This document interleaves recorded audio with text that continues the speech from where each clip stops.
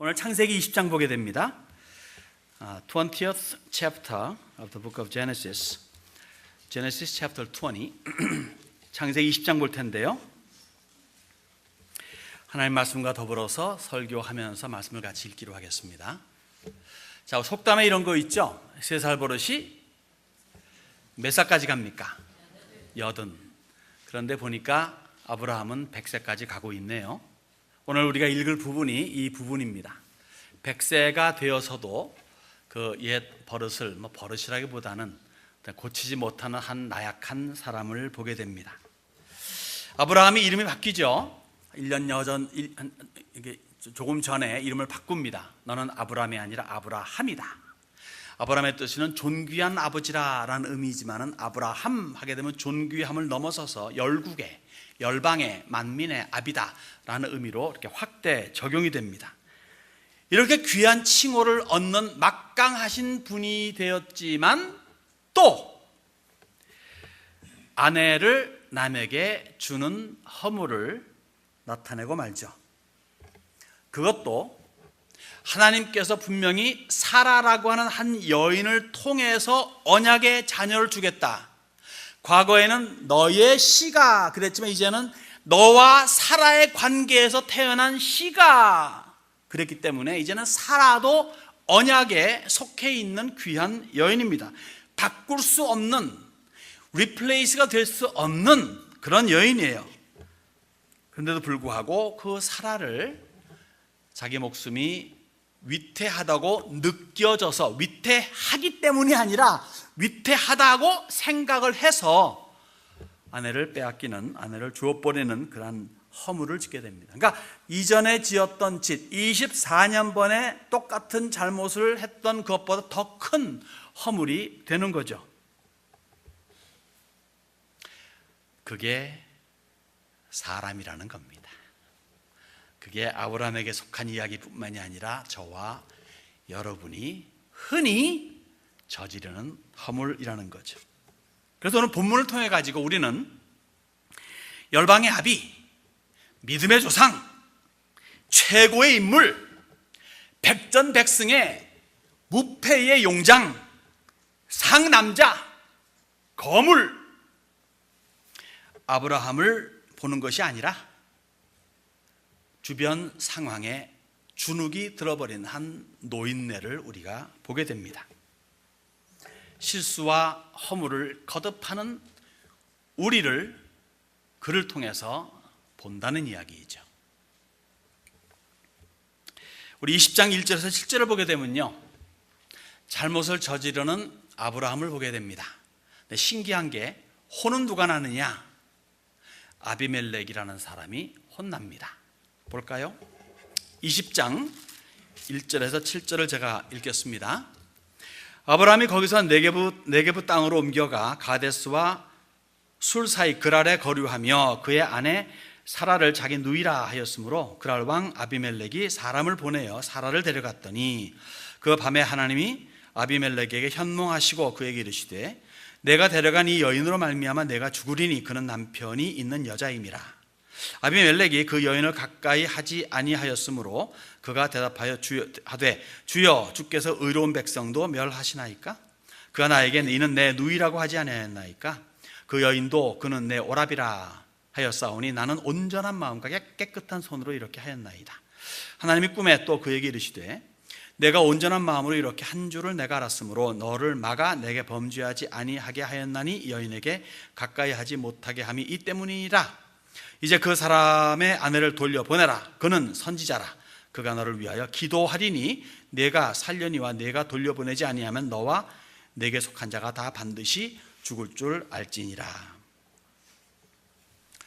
여러분, 아브라함은요 유목민이에요.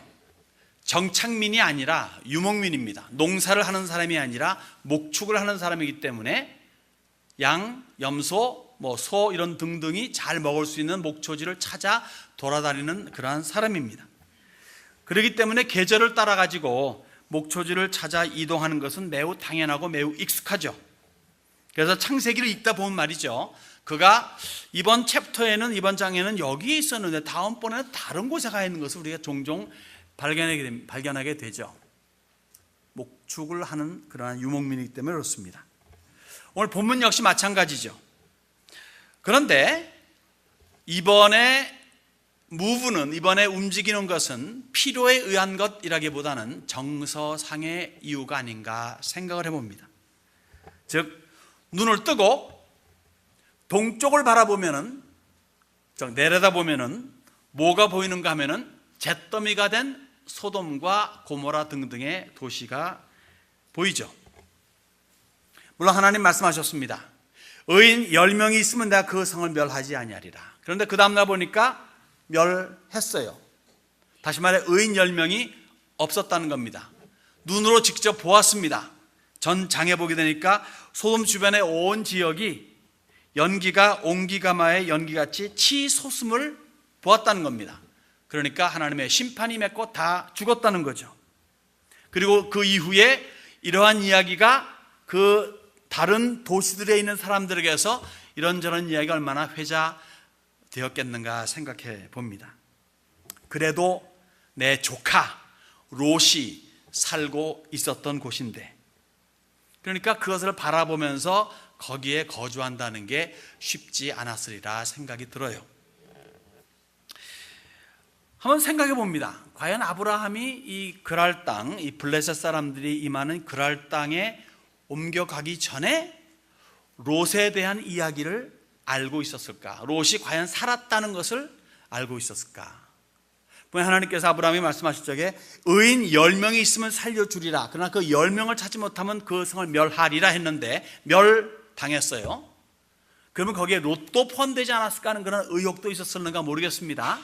그 롯이 살아서 결국 소알성으로 갔다가 산으로 가가지고 산사람이 되었다 하는 이런 것을 알고 있었을까? 성경에 언급이 없으니까 정확한 답은 모르겠으나 대강 알고 있었겠죠.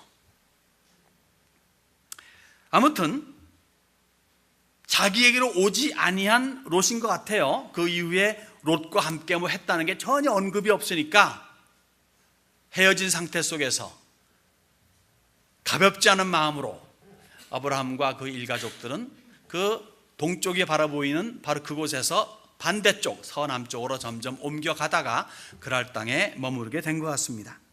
거기에서 eventually하게 할 수 없이 그랄 왕 아비멜렉을 접하게 됩니다. 근자에 이런 말들이 많이 있어요. 방부제 미모, 그런 말 들어보셨죠?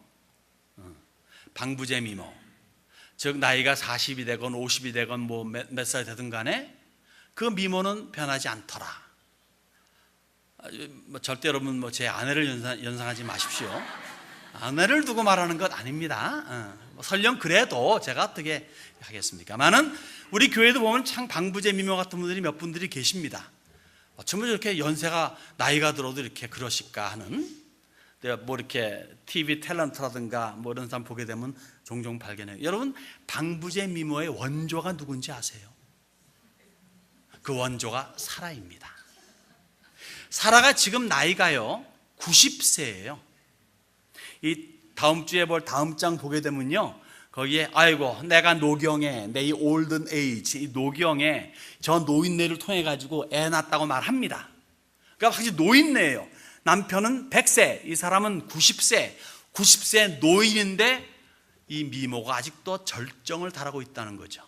이것을 알고 있는 아브라함은 걱정을 하는 겁니다. 또 24년 전에 애굽의 사건이 지금 가물가물해요. 그리고 바로 직전에 내가 소돔성을 위해서 간구하고 기도하고 도구했는데, 즉 중보했는데 그 결과는 뭐다? 잿더미로 변한 것. 그러니까 기도가 나의 소원이 이루어지지 않았다가 하면서 오는 그런 두려움이었을까 모르겠지만은, 이제 자신이 없을까 모르겠지만은 이제 그는 자신감이 없어 가지고 와이프라고 하는 말보다는 누이 동생이라고 하는 것을 더 앞장 내 세우게 되었습니다. 그러니까 그 아리따운 여인을 보고 아비멜렉이 홀라당 반해가지고 낼름 집어먹고 맙니다.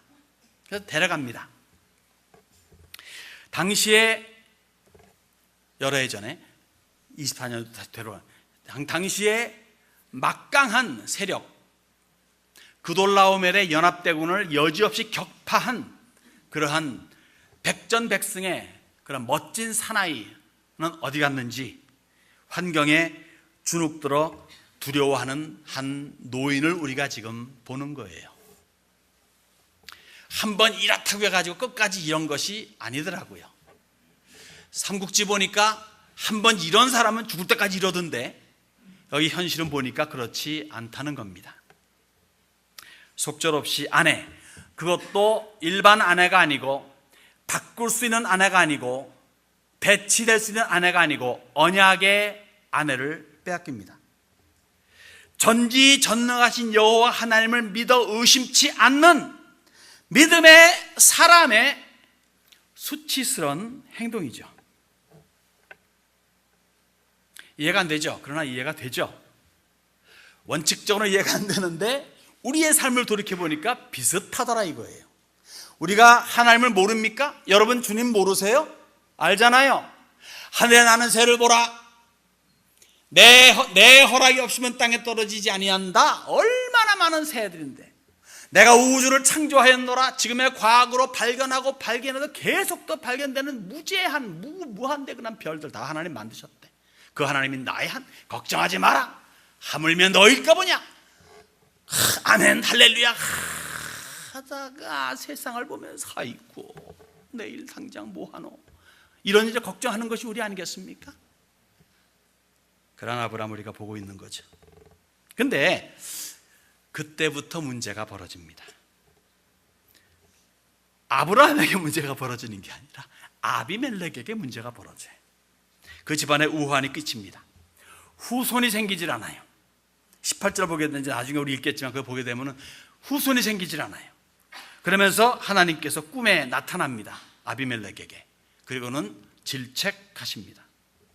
편히 말하면 이런 말이에요. 너 죽을래? 너 남편이는 여자를 택했어. 그 남편 누군지 알아? 걔 내 사람이야. 내 종이야. 나의 뜻을 이 세상에 전하는 나의 선지자야. 그 순간 아비멜렉이 지금 꿈을 꾸면서 그 꿈속에서 그냥 그 두려워하는 그 순간 하나님께서 아비멜렉을 혼내시면서만 너 죽을래? 하는 그런 표현하신 그 순간 아브라함은 뭐 하고 있었을까요? 한밤중에 아내를 위해 기도하고 있었을까요? 분명히 쿨쿨 잠자고 있었을 겁니다. 그럼에도 불구하고 하나님께서는 아브라함을 최대한 보호하시고 높여주시는 거예요. 왜 그렇습니까? 자기 사람이기 때문에. 여러분, 하나님은요 언제든지 하나님 편에 속한 사람 편입니다. 잘잘못을 떠나서.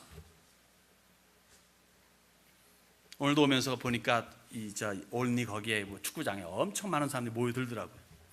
엄청 사람이 거기에 많고요. 슈퍼스타가 많이 있어도요. 내 새끼 거기에 끼어 있으면 내 새끼밖에 안 보이잖아요. 하나님께 있어서는 아무리 뭐 등등 해도 하나님 편에 속한 사람의 편이고 그 사람밖에 안 보이는 겁니다. 여러분 그러한 컨피던스를 가지시기 바랍니다. 나는 하나님의 사람이다. 아멘. 분명 아브라함이 먼저 잘못했어요. 그런데 혼나는 사람은 아비멜렉입니다. 그래서 한번 제가 짧게 한번 세 가지로 생각해 봤습니다. 첫째 뭐냐면요, 하나님의 사람은 또 하나님의 것은 함부로 다루어서는 안 된다는 거예요. 의도적이든 아니든 알든 모르든 간에.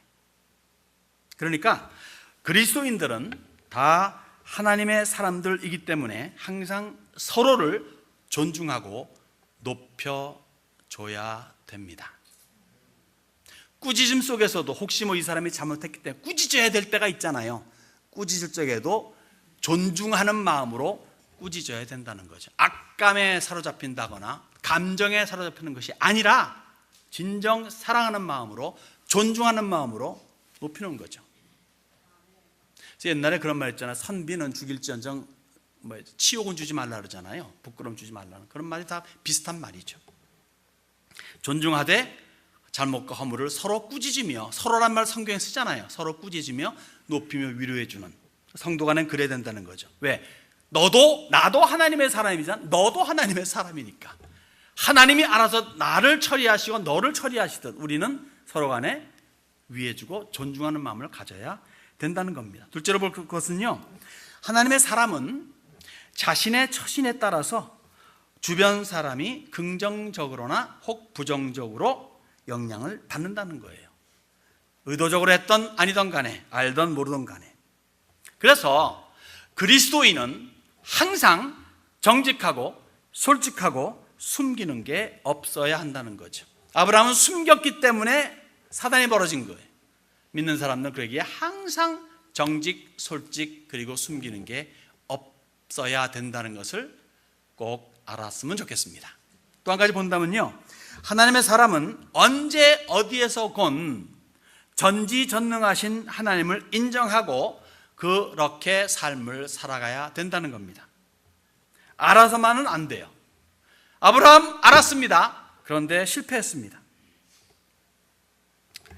그래서 그 실패의 결과는 아비멜렉이 혼을 나는 거예요. 우리 역시 알면서도 약해서 실패할 수 있죠. 실패하게 되면은 우리뿐만이 아니라 나뿐만이 아니라 나랑 관계된 그 사건에 연루된 사람들, 세상에 속해 있는 사람들마저도 해를 받을 수 있다는 그 가능성을 알고 항상 경각심을 가져야 된다는 거죠. 여러분들이 그만큼 하나님 앞에 심각한 존재라는 얘기예요. 중요한 존재라는 이야기입니다. 아브라함이 잘못했습니다. 아비멜렉이 혼납니다. 불공평한 것 같죠? 저는 아주 멋있게 말해요. 하나님은 대단히 불공평하신 분이다. God is never fair. 다른 말로 말하면 무슨 말이냐면요, God is always graceful to his people. 언제든지 하나님은 은혜롭다는 말을 다른 말로 말하면 세상 사람들 눈에서 보게 되면 He's unfair, 공평하지 않다라고 말하는 거죠. 하나님은 그것을 당신의 입장에서 말씀하실 적에 나는 은혜롭다. 너희 몽땅 지옥 가야 돼. 너희 한 짓 너희 한번 생각해봐. 몽땅 지옥이요. 그러나 내가 그 가운데 너를 택한다, 너를 위한다 해서 끌어안죠. 그것이 은혜라는, 여러분 은혜를 입으신 분들인 줄로 믿습니다. 두 번째 볼 사항은 뭐냐면요, 반쪽 진실은 진실이 아니라는 겁니다. 우리 8절에서 13절 제가 읽겠습니다. 아비멜렉이 그날 아침에 일찍이 일어나 모든 종들을 불러 그 모든 일을 말하여 들려주니 그들이 심히 두려워하였더라. 아비멜렉이 아브라함을 불러서 그에게 이르되 내가 어찌하여 우리에게 이렇게 하느냐? 내가 무슨 죄를 내게 범하였기에 내가 나와 내 나라가 큰 죄에 빠질 뻔하게 하였느냐? 내가 합당하지 아니한 일을 내게 행하였도다 하고 아비멜렉이 또 아브라함에게 이르되 내가 무슨 뜻으로 이렇게 하였느냐? 아브라함이 이르되 이곳에서는 하나님을 두려움이 없으니 내 아내로 말미암아 사람들이 나를 죽일까 생각하였으며 또 그는 정말로 나의 이복 누이로서 내 아내가 되었음이니라. 하나님이 나를 내 아버지의 집을 떠나 두루 다니게 하실 때에 내가 아내에게 말하기를 이후로 우리의 가는 곳마다 그대는 나를 그대의 오라비라 하라. 이것이 그대가 내게 베풀 은혜라 하였었노라. 꿈속에서 되게 혼났죠, 아비멜렉이. 그래서 이 사건이 얼마나 중차대한가를 이제 감지하고 이제 신하 혹 강요들을 다 불러 모읍니다. 그리고 꿈 이야기를 합니다. 그러니까 온 그 신하들마저도 두려움을 가졌다, 큰 두려움이 있다라고 말합니다. 이것은 이제 사실 사람이 만들어낸 두려움은 아니에요. 하나님께서 주시는 두려움입니다. 두려움이 없으면요 하나님을 가볍게 여기죠. 두려움이 있어야 하나님을 두렵게 생각을 합니다. 두려움이 임합니다. 하나님의 두려움입니다. 물론 아브라함 한 사람만 보더라도 그의 그 전적이 쟁쟁하죠. 이른바 말해서 이렇게 연합대군을 물리친 사람이고 뭐 싸워서 져본 적이 없는 사람이고 이미 수백 명의 하인들을 거느리고 있고 이미 대부호로 이미 자리매김하고 있는 사람입니다. 우습게 볼 사람은 아니에요. 그래도 한 나라의 왕인데 그 왕이 뭐 그래봐야 왕 앞에서 아무것도 아닌 이 아브라함이죠. 그런데 그 두려움이 크게 임하는 겁니다. 이 아브라함의 한 일에 대한 내용을 들은 즉 그의 신이 막강하다 이거예요. 그의 신의 힘으로 그가 이겼다 이거예요. 근데 그 신이 지금 직접 내 꿈에 나타났다는 겁니다. 내 신을 넘어서서 내 꿈속에 그 신이 오셔가지고 나를 질책하셨다는 거죠. 너 죽을래 하는 거예요. 얼마나 두렵겠습니까? 그 모든 두려움이 모든 신하들에게 임했다는 겁니다. 당시에 도덕과 예의 범절을 다해서 맞아들인 사라이기 때문에 화는 모면하지만 아브라함의 기도가 있어야 됨을 꿈속에서 받았기 때문에 아브라함의 기도를 꼭 받아야만 하는 입장입니다. 그래서 당연한 질문을 던지죠. 아브라함 불러다가 왜 그랬어? 나랑 무슨 원수진 일 있어? 왜 나로 하여금 곤경에 빠뜨리게 합니까?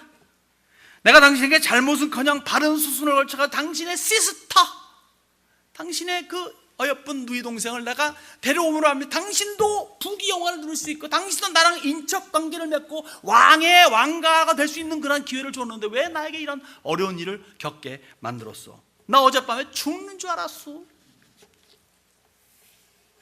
그러자 아브라함의 답변이 맹랑합니다. 이곳은 하나님을 모르는 줄 알았습니다. 또 사실 내 아내는 내 이복 누이입니다. 이복 누이를 강조하는 거죠.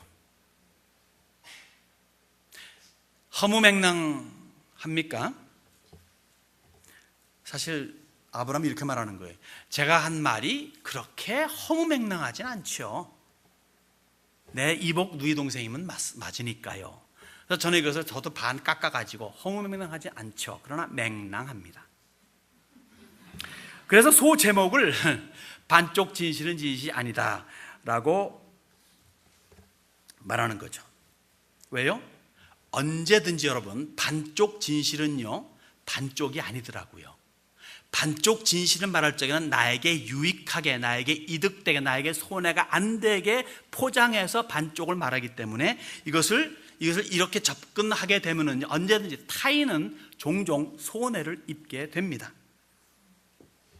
또 한 가지 조심할 사항은 뭐냐면요, 하나님을 모른다고 해가지고 도덕이 없거나 윤리가 없거나 이런 것이 없다는 게 아니라는 거예요.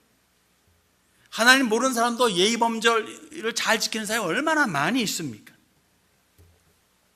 즉 이 동네가 하나님을 모르니까 내 생명이 아내 때문에 사라질 수도 있겠다라는 그러한 두려움을 가지고 그러한 지혜 짐작해가지고 편견을 가져서는 안 된다는 이야기죠. 여러분, 그리스도인과 비그리스도인, 즉 세상에서 살아가는 일반 사람들과 비교해서 그리스도인 나은 게 뭐가 있습니까? 저는 자신 있게 말할 수 있습니다. 많이 있어요. 네, 많이 있어요. 이 세상의 최악으로 나쁜 놈과 그리스도인들 가운데 최악으로 나쁜 놈 비교하면 그래도 그리스도인도 나아요. 이 세상의 최고로 좋은 사람과 그리스도인 가운데 최고로 좋은 사람 비교하면 그래도 그리스도인들이 나아요. 단체로만 말하더라도 이 세상의 평화, 복지 등등등을 해가지고 가장 도움을 많이 주는 단체가 있다면 그래도 기독교 단체입니다. 아세요? 나온 거 많이 있어요.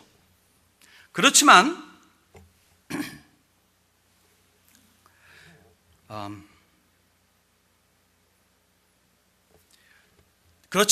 나은 것이 많이 있다고 해가지고 모든 것이 나은 건 아니고, 그리고 그것이 자랑거리 될 수는 없어요. 무엇이 가장 중요한 차이점인가? 곧 영생이라고 하는 단어입니다. 영생 이외에도 나은 점이 있다 할지라도 그것은 별 차이가 아니고 큰 차이가 아니고 영생이 큰 차이입니다. 여러분, 기독교는 도덕교가 아니에요. 영생교입니다. 도덕과 사회 정의, 자유, 평등, 박애 등등을 앞에 내세운다면 타 종교와 그렇게 큰 차이를 발견할 수 없을 겁니다. 그렇기 때문에 오늘 살아가는 기독인들은 일반의 법칙을, 보통의 법칙을 존중하지만 더 나은, 비교할 수 없는, 타협할 수 없는 절대 불변의 진리인 하나님의 법을 적용해야 된다는 거죠. 그렇기 때문에 기독교는 항상 바르게 사시오 라는 것이 앞세우는 것이 아니라 구원 받으시오를 앞세우는 거예요. 즉 영생을 앞세우는 겁니다.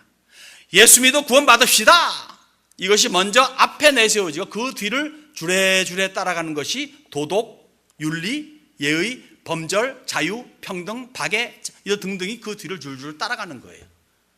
없는 것이 아니라 따라가게 되어 있습니다.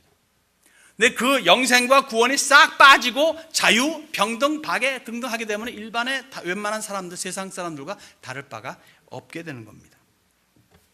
그래서 기독교는 영생교로서 영생을 앞세우는 겁니다. 예수 믿게 해주는 거죠.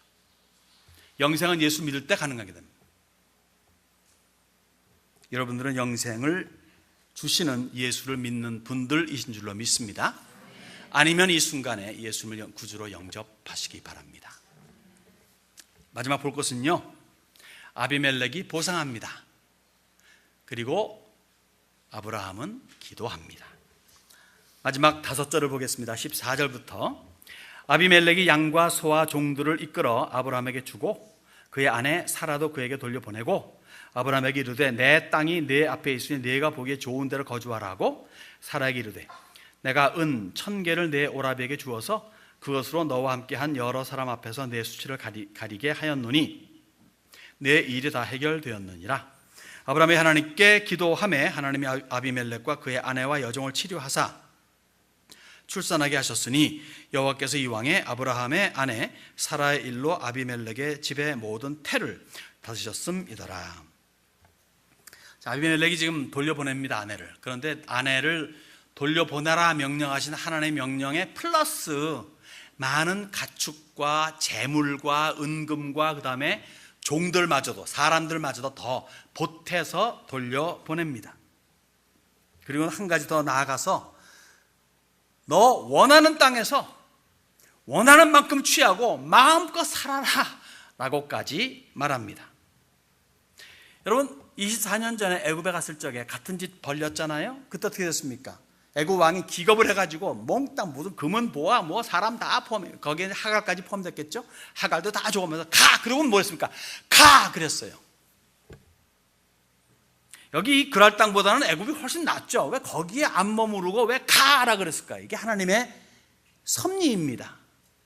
왜 애굽 땅은 하나님 주신 땅이 아니에요. 이 그랄 땅은 뭡니까? 이 그랄 땅은 사실 하나님의 약속의 땅에 포함된 땅입니다.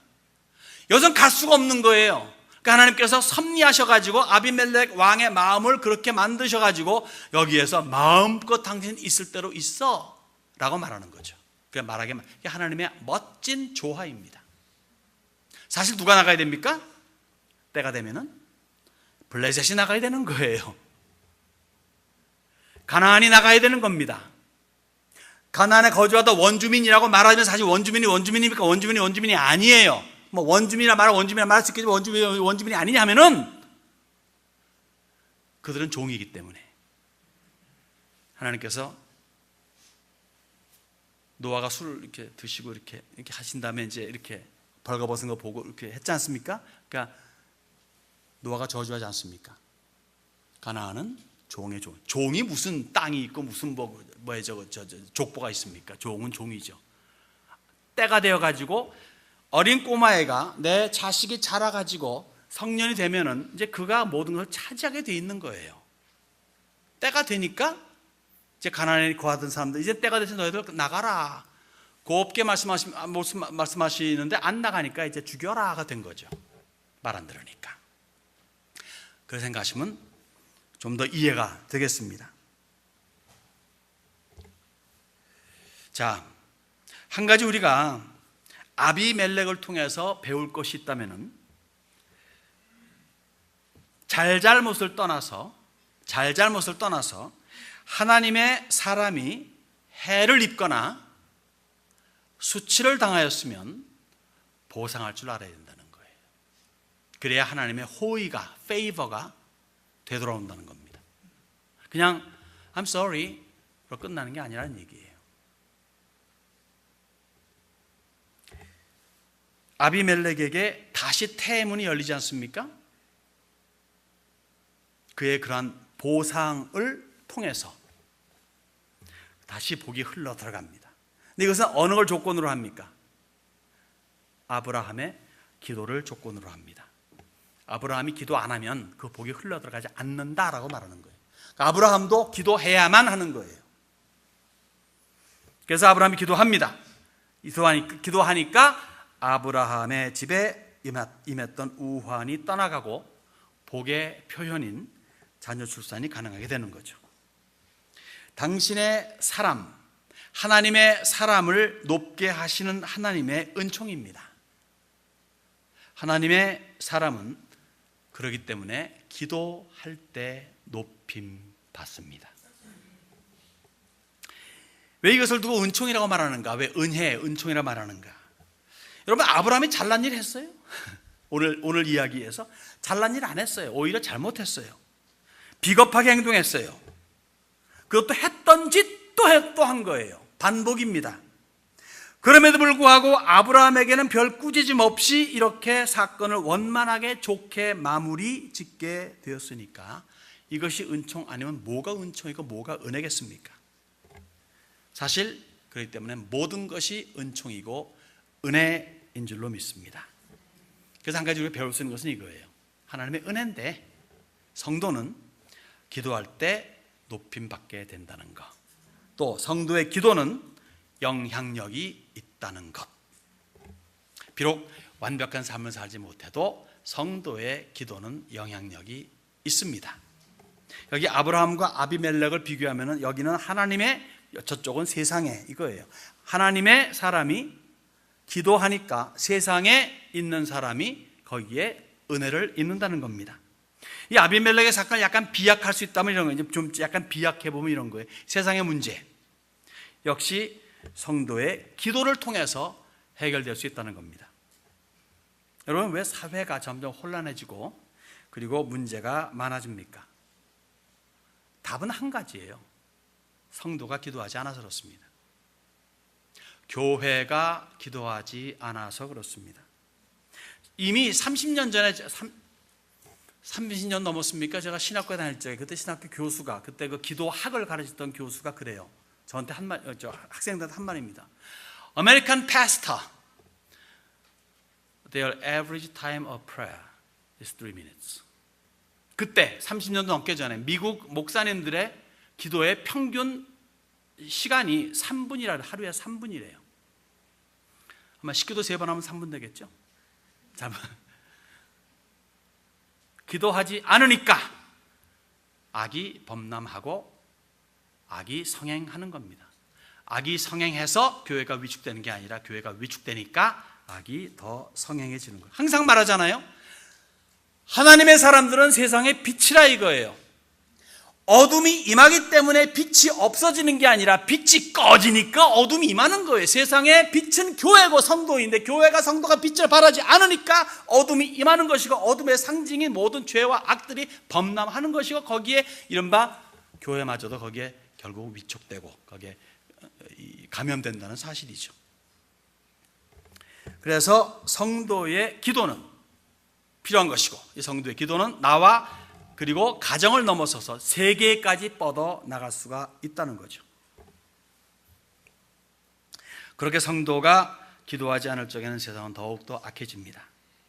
교회가 제 소리를 바라지 않을 적에는 세상은 더 어두워져서 어떤 결과? 결국은 소돔과 같은 결과를 맺게 됩니다. 오늘 우리들 소돔과 같은 결과를 전제 눈으로 보고 있지 않습니까? 성경에 말하는 바는 뭐죠? 그런데 성경 이렇게 말하면 예수님께서 떡과 잔을 나누시면서 이렇게 말씀하시는 것, 그것을 사도 바울이 받아가지고 이렇게 표현합니다. 고린도 전서에 너희가 이 떡을 먹으며 이 잔을 마실 때마다 주의 죽으심을 그가 오실 때까지 전하는 것이니라. 죽었는데 다시 오신대요. 뭘 여기에 지금 암시하고 있습니까? 부활이 있음을. 그의 죽으심을. 왜 죽었는가? 무엇 때문에 죽으셨는가? 주의 죽으심이 나와 너에게 무슨 상관이 있는가? 세상에 이 주의 죽으심이 무슨 의미를 부여해 주는가? 이거를 전할 수 있어야 된다는 거죠. 전하고 계십니까? 무슨 말인지 못 알아듣겠어. 정말 지금 말짱황입니다. 여러분 알아야 됩니다. 십자가의 의미를 알고 그 의미를 아는 것으로 끝나는 게 아니라 그 의미를 전할 줄 아는 그런 교회가 되고 성도가 될 적에 세상의 악이 정화될 수 있는 찬스가 있는 거죠.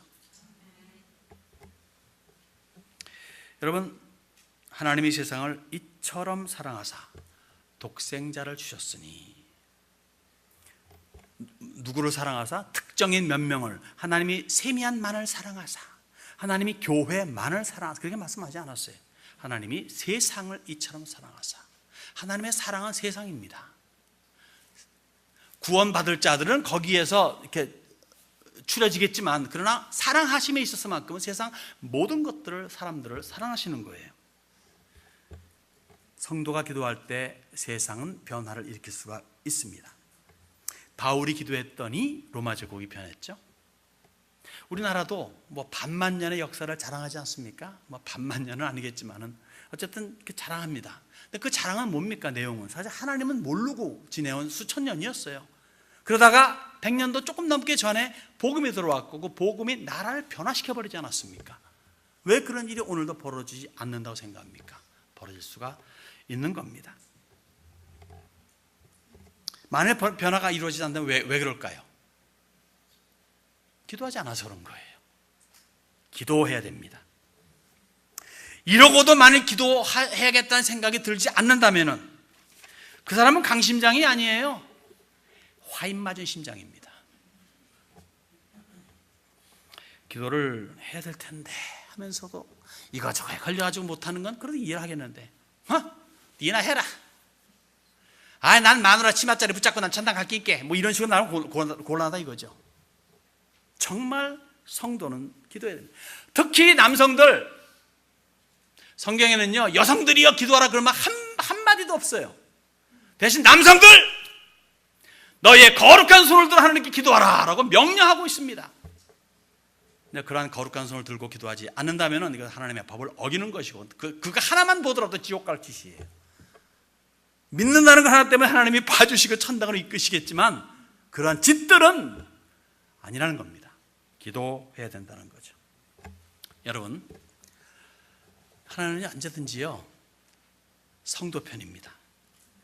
비록 잘못은 아브라함이 했더라도 아비멜렉이 혼났듯이, 그렇기 때문에 성도라고 하면 언제든지 진실되고 정직해야 됩니다. 거짓 없는 삶을 살아야 돼요. 거짓 없는 삶, 다시 말해 반쪽 진실도 아니다 라고 거부할 수가 있어야 돼요. 그래야 세상에 민폐를 끼치지 않습니다. 그래요, 내가 잘못하면은 나의 잘못을 끝나는 게 아니더라고요. 교회가 잘못하면 교회만 잘못을 끝나는 게 아니더라고요. 세상은 더 혼란에 빠지는 것을 기억해야 됩니다. 큰 민폐죠. 교회가, 성도가 진리의 삶을 살지 않으면, 바른 삶을 살지 않으면 세상은 진리를 볼 가능성이 전혀 없어요. 참 진리를 볼 가능성은, 그들이 성경을 읽겠습니까? 뭘 하겠습니까? 안 해요. 그들은 오로지 교회만 보고 성도를 보고, 하나님이 계신가? 진리가 있는가? 이거예요. 근데 교회가, 성도가 진리를 닫아버리면 세상 끝입니다. 더 악으로 번질 수밖에 없는 거죠. 그러므로 성도는 항상 조심하며 경각심을 가지고 바르게 살되 특히 기도해야 됩니다. 성도는 기도하는 사람들입니다. 기도할 때 아직도 세상을 이처럼 사랑하시는, 기도할 때 하나님께서 얼마나 세상을 사랑하시는가를 느낄 수가 있다는 거예요. 아직도 어두운 세상에서 길 잃고 헤매는 그런 이런 양들을 찾으시는 주님을 볼 수가 있다는 겁니다. 누가? 어느 때? 성도가 기도할 때. 여러분, 저는 바울의 이 권면으로 말씀을 마치고자 합니다. 빌립보서 2장에 있는 말씀인데, 이 말씀이 우리에게 은혜가 되고 그렇게 살고자 하는 자세를 이 세상에서, 어그러진 세상에서 가지기를 원합니다. 다 같이 한번 읽어볼까요? 우리 한번 같이 시작. 너희가 흠이 없고 순전하여 어그러지고 거스르는 세대 가운데서 하나님의 흠 없는 자녀로 세상에서 그들 가운데 빛들로 나타내며 생명의 말씀을 밝혀. 아멘. 기도하겠습니다.